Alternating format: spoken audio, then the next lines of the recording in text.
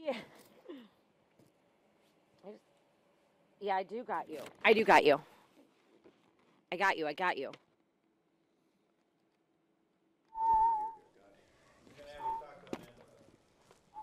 Hi, Phil. Well, it's Amanda. I have to talk to Amanda. It's my pleasure. Amanda, can you hear me? You have to. Hi, Amanda. Yes, Phil, you have to do it. It is part of your obligations as Chicago Tonight host and fearless leader. It is not my obligation. It is my extreme pleasure.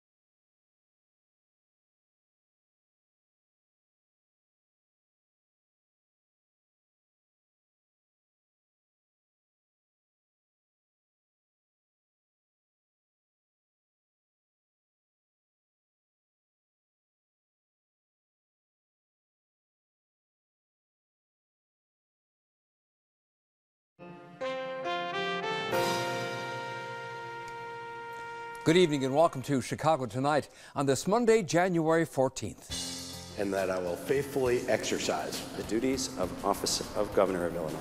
the duties of Officer of Governor of Illinois. It is official. Illinois has a new governor. Our very own Amanda Vinnicky joins us from Springfield to report on the festivities.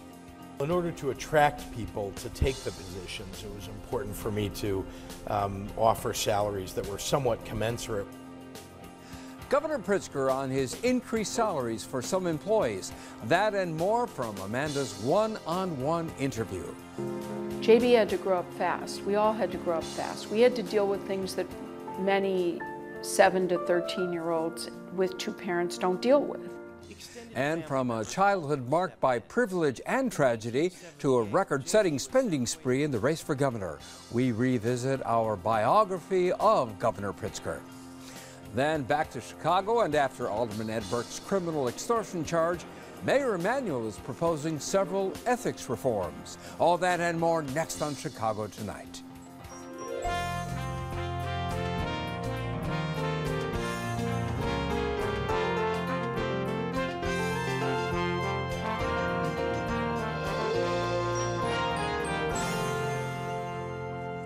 Thanks for joining us. I'm Phil Ponce. A sentence in the murder of Hydea Pendleton. Eddie Aruza has that story and more of what's making news in Chicago tonight. Eddie. Phil, 84 years in prison. That's the sentence given to 24-year-old Michael Ward in the killing of Hydea Pendleton 6 years ago this month. At his sentencing hearing today, the accused killer continued to insist he did not shoot the 15-year-old honor student. Ward telling Cook County Judge Nicholas Ford that the girl's murder was not properly investigated. But Pendleton's mother, Cleopatra Cowley, asked the judge for the maximum sentence, saying that her daughter received a death sentence at the hands of Ward. Ward was convicted last August, in part on a videotaped confession shown to the jury. Hydea Pendleton was gunned down at a play lot in the North Kenwood neighborhood in January 2013, just a week after she and other honor students from King College Prep High School had performed at President Obama's second inauguration. Embattled 14th Ward Alderman Ed Burke has waived his right to a preliminary hearing that was scheduled for this coming Friday in connection with the federal charge of attempted extortion against him. That means prosecutors now have until February 1st to file an indictment against Burke, unless they're given an extension, which is likely. The alderman is accused of trying to shake down the owner of a chain of fast food restaurants to hire Burke's law firm. Burke also allegedly pressured the company to make a campaign contribution to a politician who was revealed to be County Board President Tony Preckwinkle. Today's legal move means Burke will likely not face another court appearance before the February 26th election, in which Burke is running for re-election. And we received word today that a trailblazer in the advertising world has died. Chicagoan Barbara Gardner Proctor became the first African-American woman to own and run an advertising agency.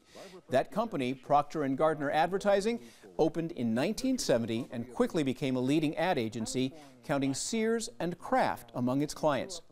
Among her many honors, Procter was recognized by President Ronald Reagan in his 1984 State of the Union address, and she was featured in a Smithsonian exhibit called Black Women: Achievement Against the Odds. Procter was also a longtime trustee of WTTW. She died in December at the age of 85. As for the weather, a winter weather advisory is in effect for the Chicago area until 9 a.m. tomorrow with a chance for freezing drizzle. Otherwise cloudy tonight with a low around 25. Then tomorrow, patchy freezing drizzle in the morning and cloudy with a high near 32. And you never have to miss Chicago Tonight. You can stream on Facebook, YouTube, and our website, WTTW.com/news. You can also watch via podcast and the PBS video app. Now, Phil, back to you. Thank you, Eddie. Illinois has a new governor. It's 43rd. He was sworn into office today in Springfield. Chicago Tonight's Amanda Vinicki was there and comes to us live from outside tonight's inaugural celebration. Amanda. Phil, the party's at the exposition building here behind me on the Illinois State Fairgrounds. Tickets went for $250. Proceeds from that are going to be going to a foundation that Pritzker's predecessor, Bruce Rauner, established to help rebuild crumbling buildings and structures here at the Illinois State Fair, also to the Cabrini Green Legal Foundation. Now, while the State Fair looks and frankly smells like a barnyard during the fair itself, this is one swanky affair. It is a black tie event, and there are chandeliers, purple-hued, throughout the exposition building. It was organized by the new First Lady. A very closely guarded secret. Who is going to perform at this ball? We still don't know. Rumors have ranged from Paul McCartney to Maroon 5, who's set to be playing at the Super Bowl coming up.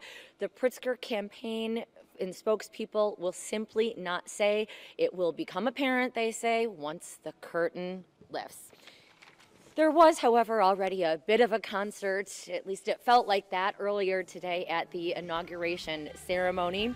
Lots of people put their cell phones up in the air and were waving them around as they do at concerts, and folks dancing, including the Pritzker family, to a Chicago children's choir.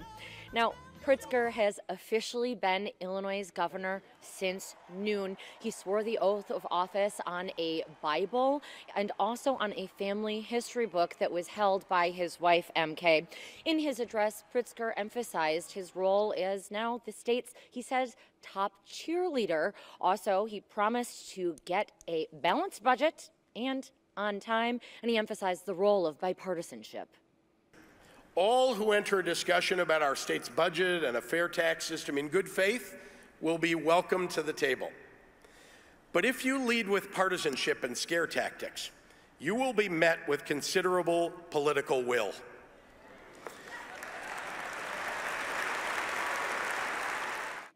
That was one of several jabs, none really very thinly veiled, at Rauner, even as he and his wife were sitting on stage in the first row. Rauner had no public reaction to that. He did give his last tweet as governor this morning, writing that it was a privilege to serve the people of Illinois, that is, and saying that the incoming administration is in his prayers and hopes of conquering Illinois' remaining challenges.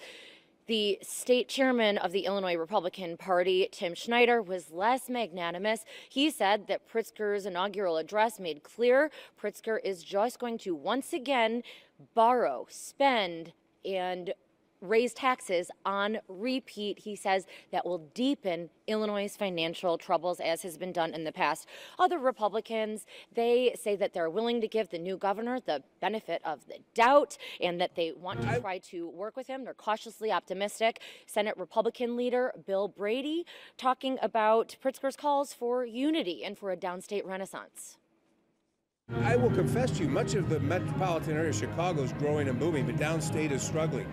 I hope Governor Pritzker realizes, and trust he does, that we've got challenges outside of the cranes in downtown Chicago. And so a renaissance would mean a reinvigoration of our infrastructure, of the ability for job creators to come in and create jobs. That's what we need to focus on. Amanda, what about other constitutional officers sworn in today? Well, Pritzker's own running mate, Juliana Stratton, is now Illinois' first African-American lieutenant governor. Also, Lisa Madigan, daughter of House Speaker Michael Madigan, is no longer the attorney general. That's former state senator Kwame Raoul, who says that he plans to use the office to try to tackle gun violence. If we ignore a class of those affected by violence because of where they live, what they look like, or what mistakes they have made, we only enable victims of violence to evolve into being perpetrators of the same.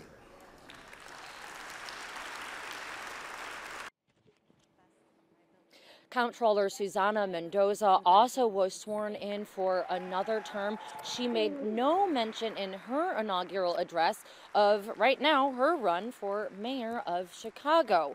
All of this follows a weekend of volunteering, events, more festivities and parties in Springfield that led up to the transfer of power that now has Illinois Democrats in charge of every level of power in state government, from the courts to the legislature. I talked with, at the time, Governor-elect Pritzker just yesterday about what he plans to do with all of that power, beginning our conversation by asking him what advice he's received that he actually plans to use as Illinois' new governor.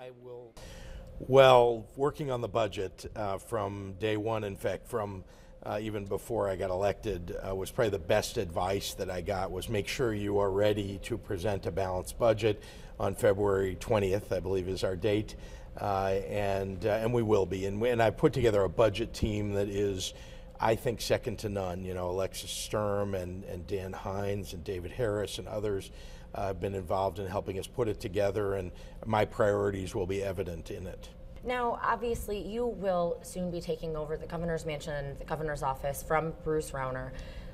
As you're coming in, can you reflect on why do you think Illinois voters 4 years ago chose him?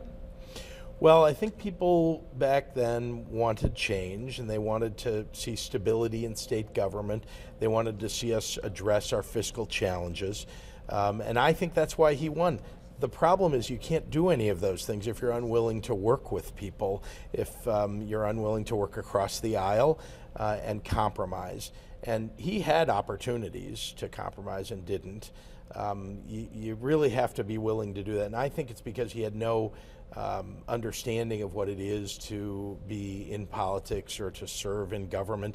I have done that. I've been very involved for many years. People think that if you don't hold public office, you can't understand that. But, you know, I ran a state agency. I worked on Capitol Hill. I've been involved in helping get people elected and putting policies together.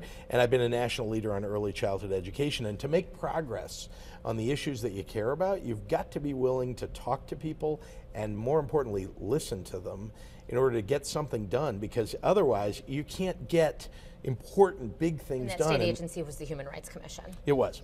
So you are going to be coming in and doing something that Illinois hasn't seen much, if any, of, and that is supplementing your top staff income with money of your own. So sometimes doubling, in fact, the salary that they will be making. Did any of these individuals turn down positions with your administration at the state salary that was offered?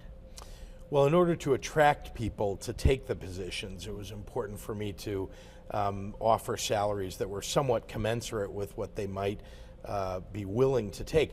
Most of the people are taking cuts in pay, even with the supplement that I'm offering to them. But look, this is about attracting and retaining great people in government, making sure that we're able to do the things that we've promised during the course of the campaign and lift up state government. You know, people look at state government and think, you know, this thing is a shambles. And people who work in state government, their morale is very low. And so we need good leaders. We need to make sure we're delivering for the taxpayers of Illinois and being very efficient in the process of doing that. So it takes great people to do that. So is that a yes then, that there were some of the individuals that at the state salary offered said, no, I'm not going to come on with the administration? Well, I didn't go forward and ask people until I thought that we had an opportunity to offer them something that was more commensurate with what they might be willing to accept. How can you assure Illinois taxpayers that these individuals will be beholden to the state and not to you? Well, first, we've been very transparent about this so people understand that there's no outside money. This isn't some dark money effort or anything like that. Second, they are in fact committed to state government. They are making that statement when they agree to do this. And third, you've seen the kinds of people that we brought in. These are people who are known to be public servants, right? Jesse Ruiz, Dan Hines.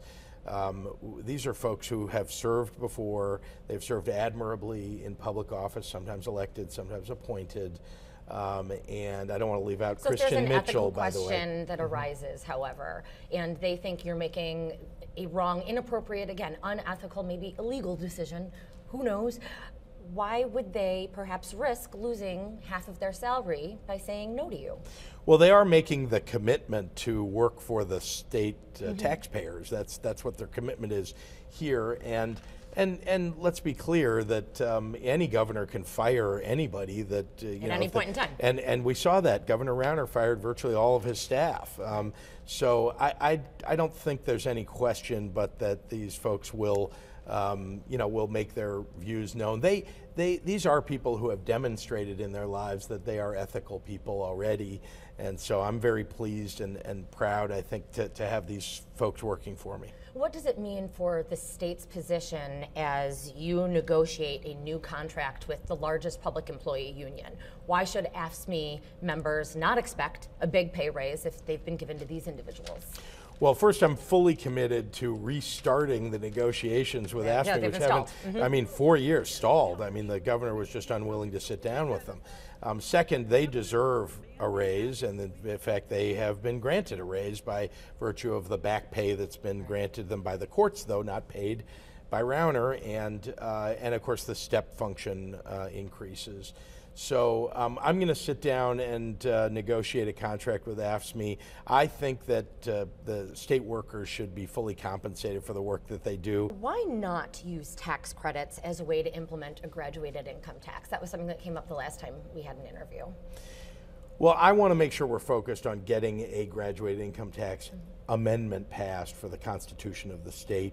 I think that's the best way for us to get a fair tax system. And that will take some time, of course. It will. So why not in the interim? 2 years. Well, we've got other ways that we can balance the budget. Of course, we've got to bring efficiencies to state government. There's an awful lot of money that gets wasted in state government, in part because the computer systems for the state are so old. There is an ERP, an enterprise resource planning system, that's been super outdated. Right, but there's been a 3-year project already to put a new one in, incomplete, and we've got to go about that. Why is that important? Just as one example to bring efficiencies.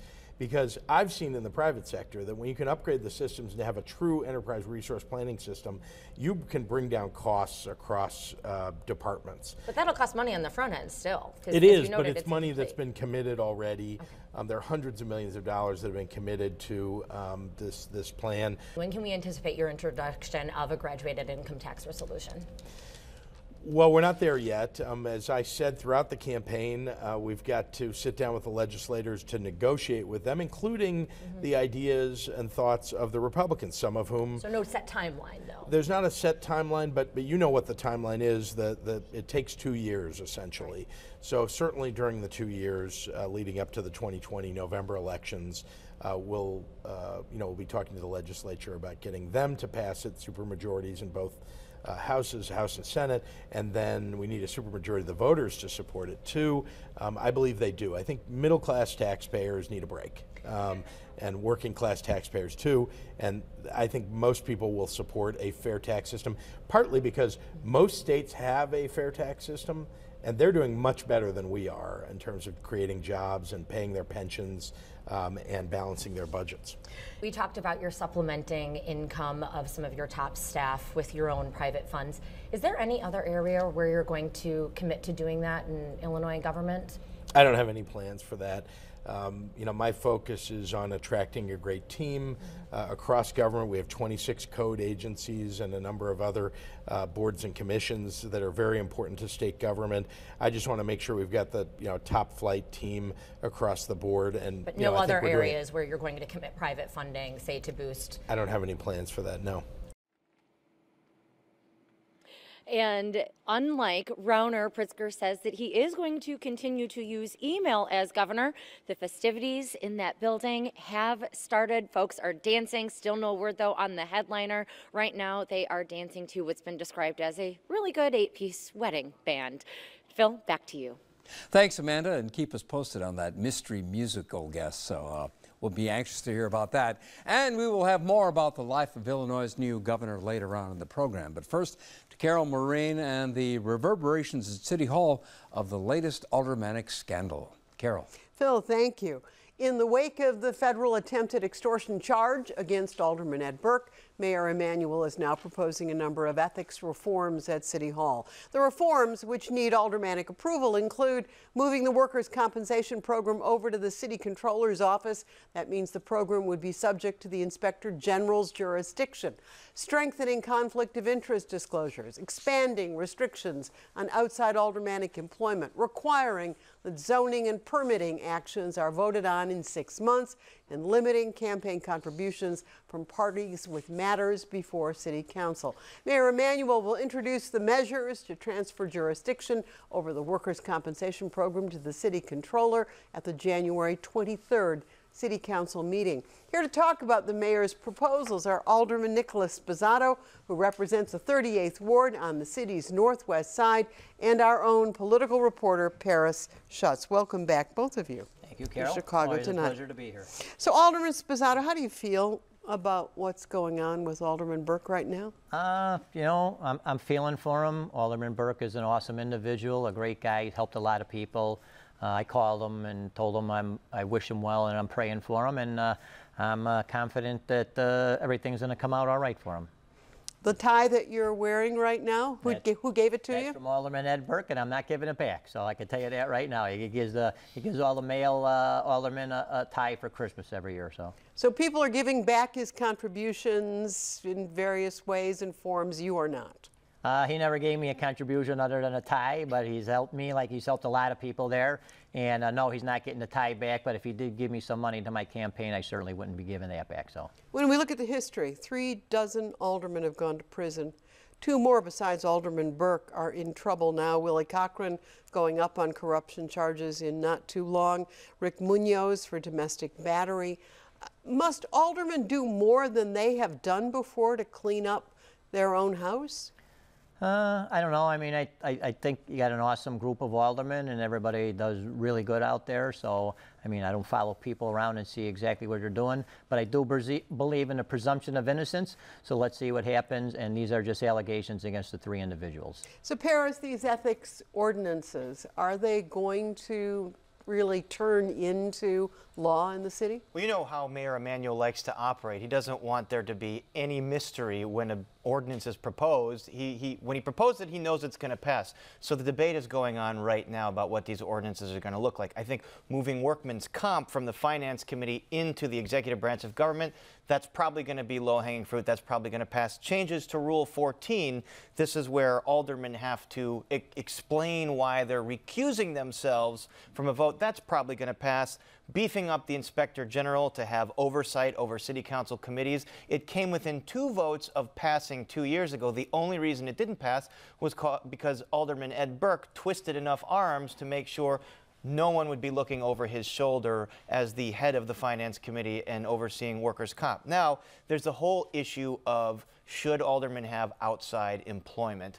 That is something that's being talked about, I'm told, but it seems like that will be negotiated and more nuanced in its final form, where there'll be certain jobs that are prohibited, but certain other jobs aldermen can have outside of City Council. So, Alderman Sposato, where are you on some of these reforms? Certainly on the last one, we're talking about employment. I don't see how we can tell people if they can or can't have a job. If somebody wants to have a side job and do something, I just think it's wrong, and that's something I cannot support. So. But aldermen make over $100,000. They have perks. Why isn't that a full-time job? That's a mystery to me, because I could guarantee you. For you, it's a full-time job. For me, it's a full-time job.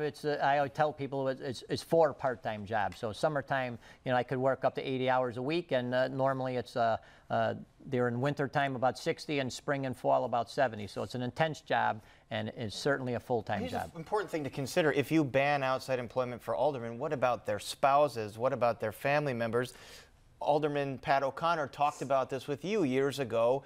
He makes zoning decisions, and his wife was a real estate agent, and she made money because of the change in zoning. So how do you know that someone's wife or husband or son or daughter or brother isn't going to benefit from their family member's position in City Council? How do you deal with that? So, Alderman Sposato, when it comes to outside employment, it doesn't sound like you're on board with the mayor's ordinance. What about enlarging the Inspector General's reach into City Council? Sure, I don't have a problem with that, and the vote was 25 to 23, like Paris said. There were 2 people short to give the Inspector General, and 25 people didn't think he should do it. I was one of the 23, but I could tell you 100% for sure, Ed Burke knew where I stood on that, and he never twisted my arm or tried to force me. Can I say, though, there is legitimate opposition, or at the time there was opposition. The worry among some aldermen is if you empower Joseph Ferguson to oversee everything that an alderman does, who's to stop people who are political opponents of these aldermen and campaigns going and filing these nefarious complaints? Now, you got to hope that the Inspector General has the staff to be able to weed out the wheat from the chaff and only investigate things that are legitimate. But these are the concerns that people had during this vote, and why they didn't vote for it. Alderman Sposato, have you ever invoked a Rule 14? One time. One time? One time it was an issue with a friend of mine. That was before, and I didn't want to vote. I certainly didn't support what was going on, and I didn't want to vote against my colleague. So me and another alderman, we both invoked the Rule 14. So. But Alderman Burke invoked Rule 14, what was it, Paris, like 400-something times? 68 times or something like that? Which was several times more than every other alderman combined. Combined. So, just kind of going back to reforming oneself, weren't those red flags for anyone who was looking that many Rule 14s, that many conflicts of interest, did not bode well for Alderman Burke, mixing his business with his politics, correct? Well, he tried to stay out of it the best he could and not vote on it. So, I mean, that's what the rules were, and he did what what I felt was the right thing to do. Carol, goes beyond that. Campaign contributions from developers. I mean, developers in this city, it doesn't even need to be said. They contribute to aldermen with the understanding that it's going to be easier for them to get zoning changes, to get permits done. This is the way it's worked in this city. So there's other batch of reforms here that are addressing those things, like a ban on campaign contributions for 6 months before you have business with the city. Who knows if this is really going to work? But this is endemic in the culture of Chicago. It's not going to change overnight. Everybody that does business here understands it. It doesn't make it right, but this is the way it's been done. How do you change that in one fell swoop? So, Alderman Sposato, last word for you. People are pretty cynical about aldermen and city council. What do you say to them? I just tell your listeners out there's a lot of good people in there, and just because somebody's a keyboard warrior and criticizing the current alderman and lives in their mommy's basement, that doesn't mean they're qualified to be alderman. Alderman Nick Sposato, Paris should. Thank you very much for being with us. Thank you. More on Chicago Tonight. Stay with us. Chicago Tonight is made possible in part by the City Club of Chicago. Smart people may disagree about what makes a great city, but part of what makes Chicago great is that we don't have to agree. To run a city like ours, a lot of issues come up. The City Club of Chicago is a place to debate those issues and hear from the men and women who shape the policies, lead the industries, and tell the stories that define our city. For the free and open exchange of ideas, the City Club of Chicago. Illinois voters know a few things about their new governor. He's independently wealthy, extremely so. He comes from a powerhouse Chicago family. But who is J.B. Pritzker beyond the money, and what are the life events that brought him to this point? How could those things influence how he governs? Tonight, we take another look at our in-depth biography of J.B. Pritzker. Here again is Paris Schutz. The duties of officer of governor of Illinois. According to the best of my ability. According to the best of my ability. Congratulations, Governor. Thank you. January 14th, 2019, J.B. Pritzker is sworn in as Illinois' 43rd governor, fulfilling a lifelong goal to hold elected office. I almost think of his business career as an interlude between early involvement politically and what he really wanted to do in politics. With a reported personal fortune of $3.2 billion, J.B. Pritzker is also among the city's most generous philanthropists. He is one of the more important players when it comes to early childhood education. That's just a fact. But both his vast wealth and wiretapped conversations with then Illinois Governor Rod Blagojevich had Pritzker on the defensive during the campaign. Nemo's a little more crass. Right. I'm not a perfect person. I'm not going to pretend to be. Pritzker's political philosophy was formed at a young age. Ladies and gentlemen, I became a Democrat because of my mother. And his worldview was shaped by tragedy. Although she passed away, all three of us survived. While he's made progressive causes central to this campaign, longtime Democratic observers paint him as a moderate. If I had to liken J.B. Pritzker's mentality and positions to anybody in the Democratic Party, it would be Bill Clinton. A moderate, centrist, business-oriented politician. Long a behind-the-scenes player in Illinois Democratic politics, Pritzker is now front and center. It took a while for him to come off the bench, but he's in the game, and he's a good player. J.B. Pritzker is a member of one of Chicago's most prominent families. The Pritzkers built their fortune principally through the ownership of the Hyatt Hotel Corporation and an investment company, the Marmon Group. Evidence of the family's philanthropy can be seen all throughout town, from the J. Pritzker Pavilion here in Millennium Park, to the Pritzker Military Library, to the Northwestern Pritzker School of Law, endowed by a $100 million pledge from J.B. Pritzker.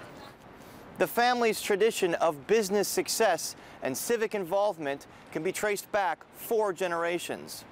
It's an American story, but it's also a Chicago story. In the 1880s, the Pritzkers came to Chicago after fleeing the pogroms in Kiev. J.B. Pritzker's great-grandfather, Nicholas, was just a child, according to John Pritzker, J.B.'s first cousin.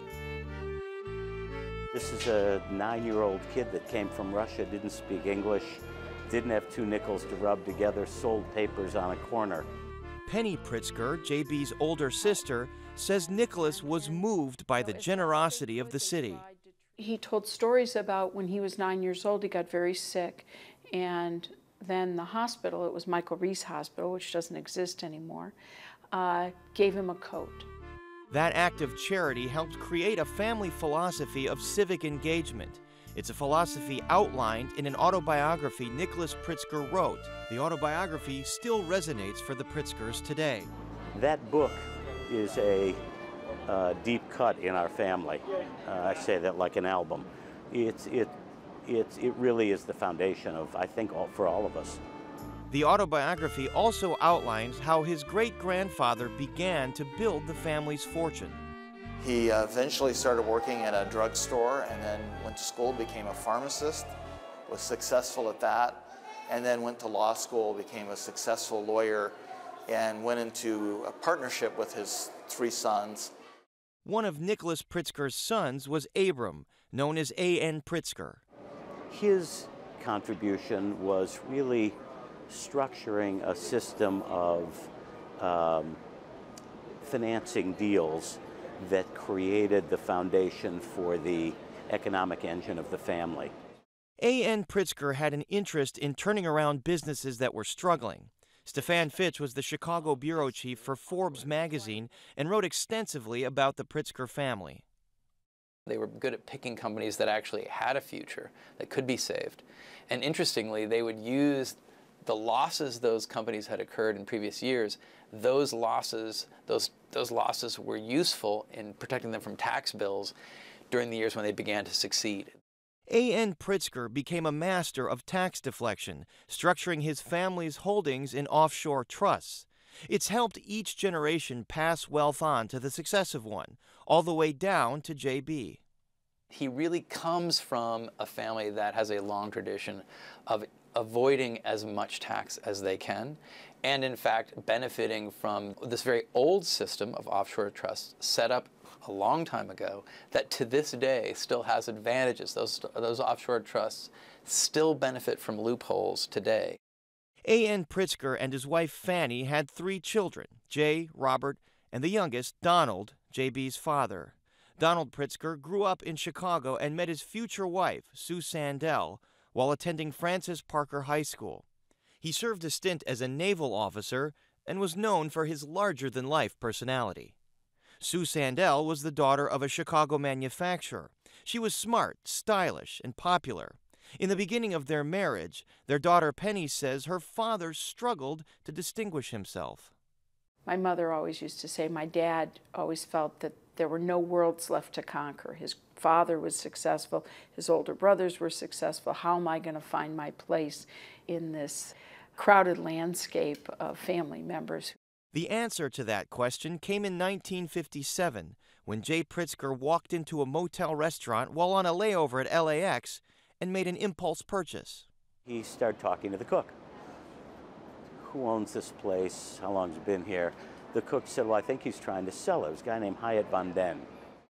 Jay tapped his younger brother Donald to run the family's newest enterprise, the Hyatt House.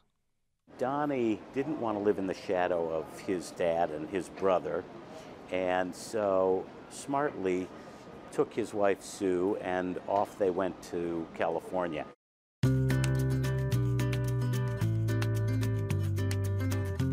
They settled in the San Francisco bedroom community of Atherton with daughter Penny.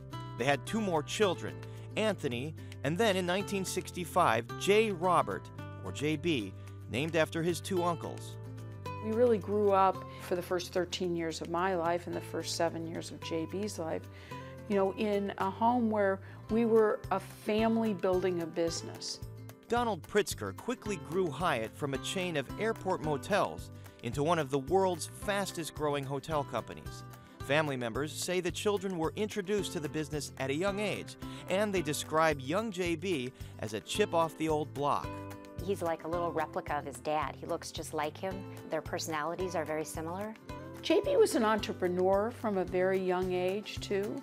J.B. Pritzker's first foray into business came when he wrote the president of a bubblegum company asking for a free case. I think this guy was so humored by it, he sent him a number of cases of Bubblicious. Well, J.B. promptly sold the Bubblicious, pack by pack. J.B. started buying gum and candy wholesale and selling at retail on the school bus. As a child, J.B. was also introduced to Democratic politics. His mother and father were both active in the California Democratic Party. My mom and dad used to say, to whom much is given, much is expected. And it's our responsibility to be able to give back to the community that's been so good to our family. In 1972, J.B.'s father, Donald, then 39, was on vacation in Hawaii when he died suddenly while playing tennis. The cause of death was a heart attack. J.B. was just 7. It was crushing. My father was a big personality. He was warm. He was the center of activity in so many ways. And, my mom never recovered from that. And so our home life began to spiral not in a positive direction. Family members say J.B.'s mother descended into severe alcoholism after her husband's death, leaving her children increasingly on their own. J.B. had to grow up fast. We all had to grow up fast. We had to deal with things that many 7 to 13-year-olds with 2 parents don't deal with. The role of parent-child reversed, and I think he had to take on the role of the parent with his mother. He had to take care of her. I was there on a couple of occasions when the kids were coming home from school and the ambulance was transporting Sue to the hospital. And, you know, it wreaked havoc on the kids. When it was time for JB's bar mitzvah, Penny, Tony, and JB planned it without any help from their mother. We always did our best to try and be family for each other. Extended family members also stepped in. In 1978, JB was sent away to Milton Academy, an elite boarding school outside of Boston. He was again close to Penny, who was attending Harvard. And so the thesis was, if JB was at Milton and I was in Cambridge in college, that we would be close to each other. And in fact, one of the great aspects of our life at that time was I would go visit JB on the weekends at Milton. And, you know, I mean, we were each other's strength. Friends describe JB as outgoing, with a keen sense of humor. And they say if he was struggling with his family situation, he didn't show it. I've never once heard JB say that he had a bad break. I've never heard him talk about his mom with anything except compassion and respect and gratitude for all the lessons that she taught him. But in May of JB's senior year, he got a call from his sister. Tragedy had struck again. Their mother had been involved in an accident. What do you remember about that? It's probably one of the worst days of my life. Family members say Susan, with all three of her children away at school, had hit rock bottom. She couldn't lick her problems, and it was bizarre to the max. 10 years to the day of her husband's fatal heart attack, Sue Pritzker inexplicably threw herself out of a tow truck. Her death was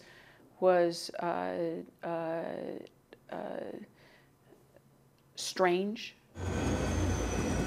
Reports at the time said her car had become stuck on a railroad crossing in San Francisco. A tow truck came to remove the car. While riding in the cab of the tow truck, the driver says Pritzker looked spooked and moved toward the passenger door. She jumped out of the tow truck, and none of us will really know what drove that, and got run over by the car. She died at the scene. And I had to go identify her body. So that was, for me, one of the worst days of my life. And then to, you know, have to tell my brothers. So, I don't know there's much more that I can say about that, except just thinking about it makes me very sad. J.B. Pritzker was just weeks away from graduating from Milton. So if you can imagine being 17 years old and losing your mother after you've lost your father and realizing you're orphaned in the world, I think it was very difficult for him. Anyone who has lost a parent at a young age knows that you live all the days of that person's being gone, working to realize the potential of their life. In 1983, not long after his mother's death, Pritzker went off to college, first to Georgetown University and then to Duke University. At Duke, he became active in local Democratic circles. Terry Sanford for the U.S. Senate. In his senior year, Pritzker worked on the successful campaign to elect North Carolina Governor and former Duke University President Terry Sanford to the U.S. Senate. After graduation, Pritzker went to work for Sanford on Capitol Hill, becoming the youngest legislative assistant in the Senate. Terry Sanford took J.B. under his wing, and Senator Sanford was an incredible role model, the kind of leader that you'd like to see in the Senate, someone who really cared about his state, cared about helping those less fortunate. It was in the nation's capital that Pritzker was set up on a lunch date with a young aide to then South Dakota Senator Tom Daschle. We ordered our lunch, and then JB said, "Excuse me, I'll be right back." And he got up and he left. And I waited and waited and waited, and I think our food had already arrived. And he came back, and I kept looking, I'm like, well, you know, what's going on? Where did you go? And finally he had to fess up that he had forgotten his wallet. This is a habit with JB. JB forgets his wallet quite a lot. Mary Catherine Munster grew up in a political family in South Dakota. On one of their early dates, J.B. Pritzker took MK to an Ethiopian restaurant. I don't even think I knew what Ethiopian food was at the time, and it's a lot of vegetarian, you eat with your hands and pancakes. And he started asking me questions like, who'd you vote for in the last primary? What do you think of Strom Thurmond? You know, are you pro-choice? You know, those kind of questions. So I kind of felt like it was the JB litmus test. And I remember hearing JB met somebody. Oh, thank God. And she's great. Oh, thank God. Pritzker went on to work for Illinois Senator Alan Dixon before moving to Chicago to attend law school at Northwestern. He and MK dated long distance for 4 years before she moved here. She converted to Judaism, and they were married by a rabbi in 1993.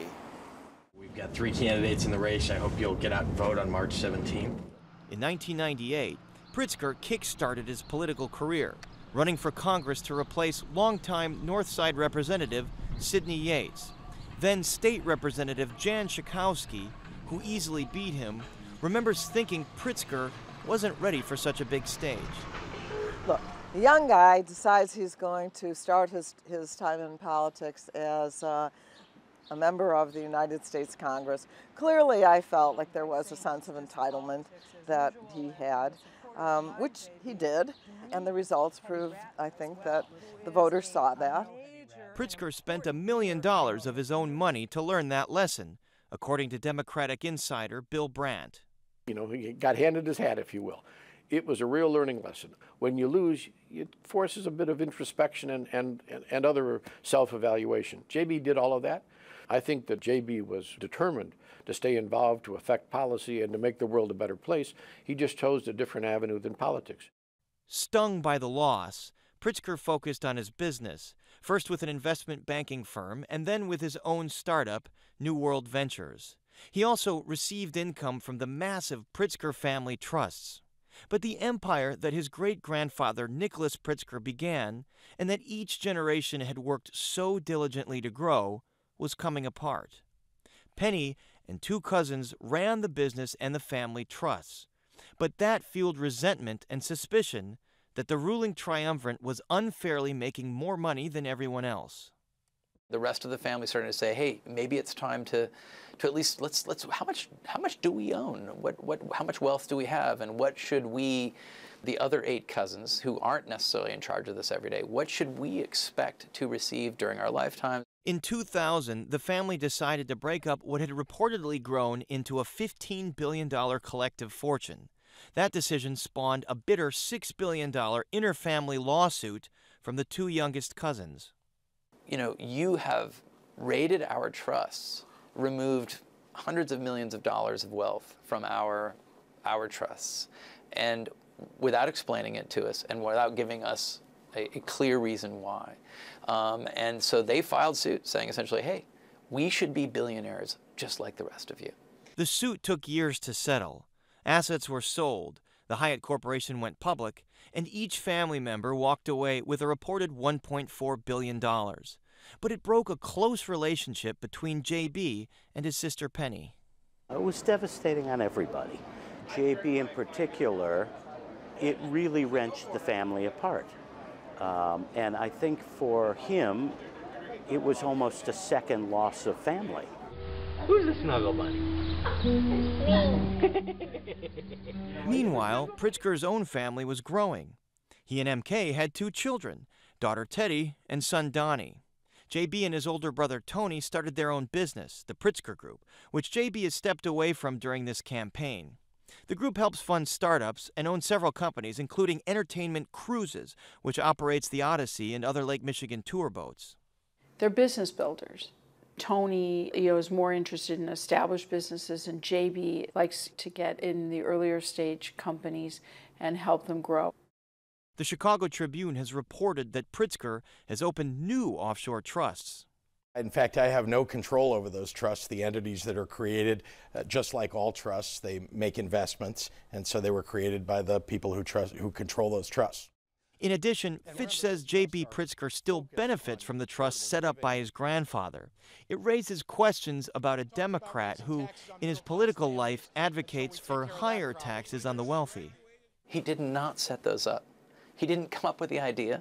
He didn't cut the deal with the government that bestowed that wonderful sort of permanent loophole on those. That's true. But it's also true that he has kept portions of his wealth in them that we don't know very much about. Whether those trusts will be paying any taxes in the future. Pritzker has also come under fire for an alleged scheme to defraud Cook County property taxpayers. That's according to a confidential report from the Cook County Inspector General that was leaked to the media. It alleges Pritzker got $331,000 in improper tax breaks on one of his Gold Coast mansions because he removed toilets to deem the house uninhabitable. Republican operatives have called for an investigation. This is a nominee of a major party in a major state who has been accused by an independent inspector general of his own party of fraud. Pritzker has maintained he followed the law and has since reimbursed the county for the money.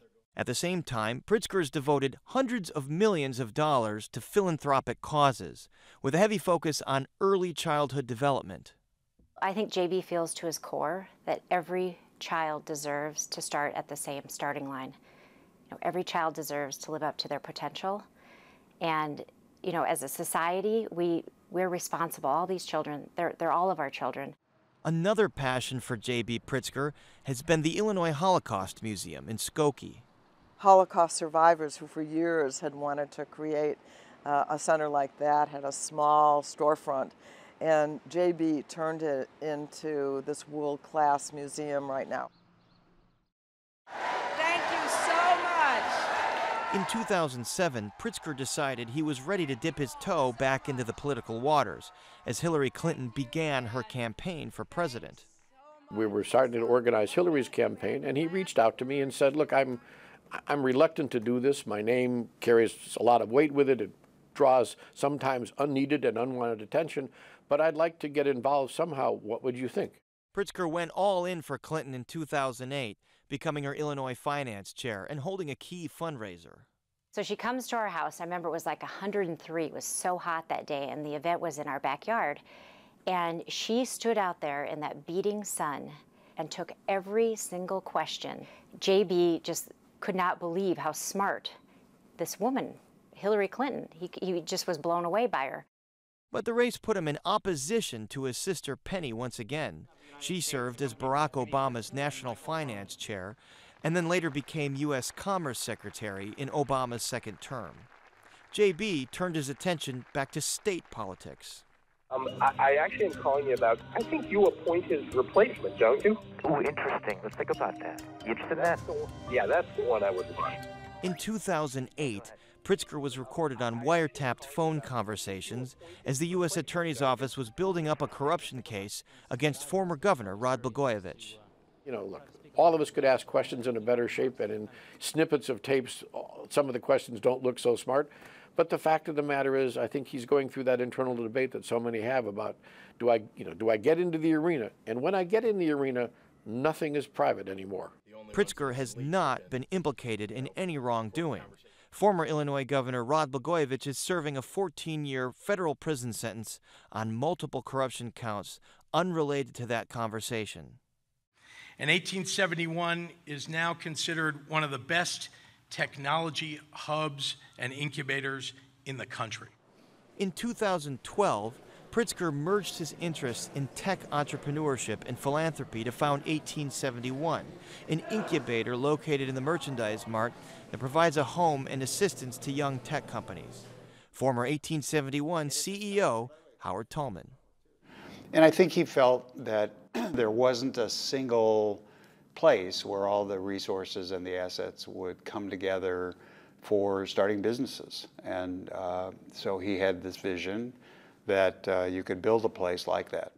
Mayor Rahm Emanuel and other civic leaders say the project has been essential to growing Chicago's tech footprint.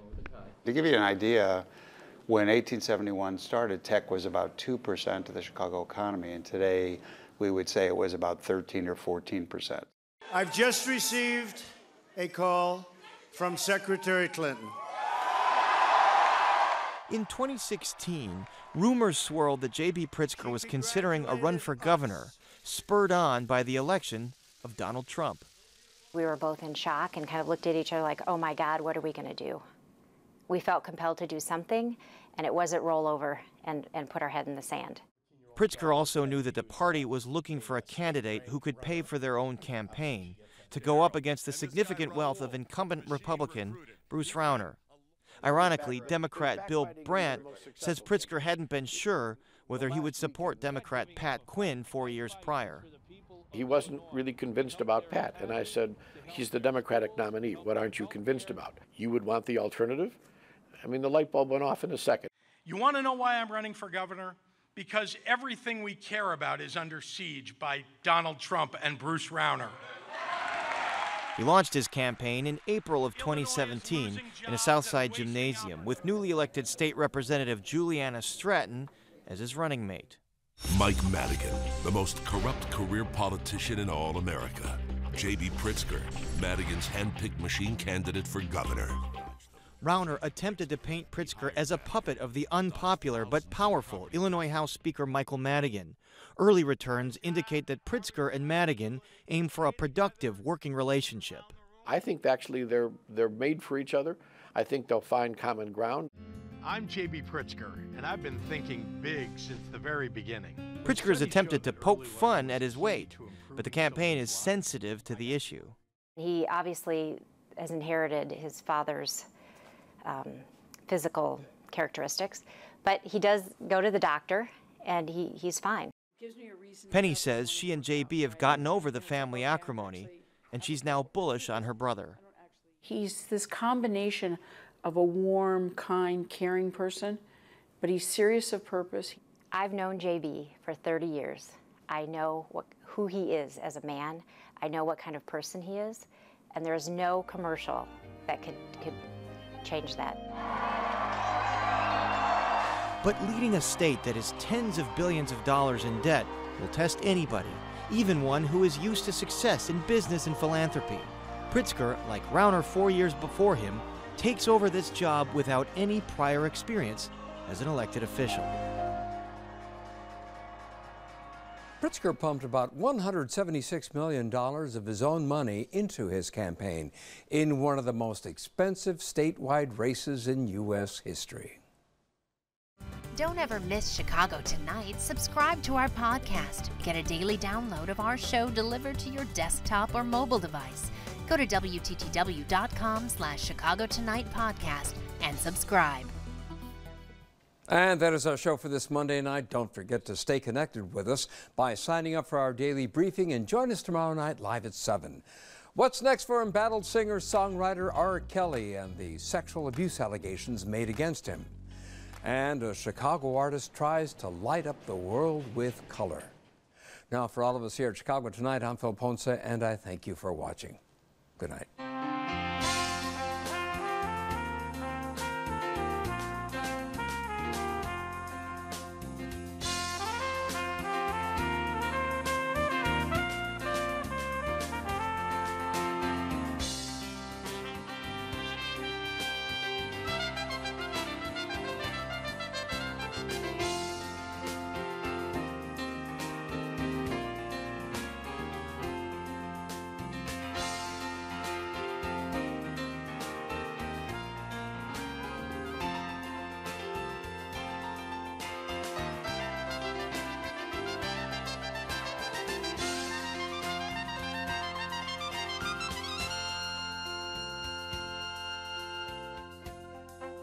Closed captioning for this program is brought to you by Robert A. Clifford and Clifford Law Offices.